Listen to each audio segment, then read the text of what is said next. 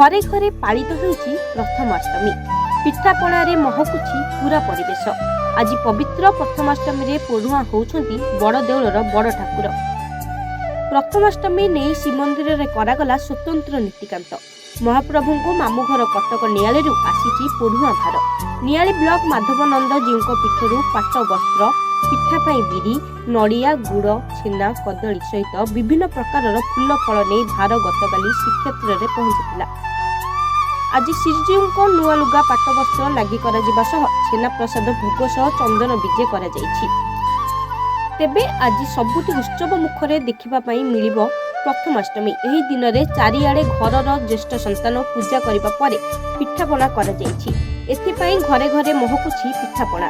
एही अवसर रे एंडुरी पिठा प्रस्तुत होइथाय।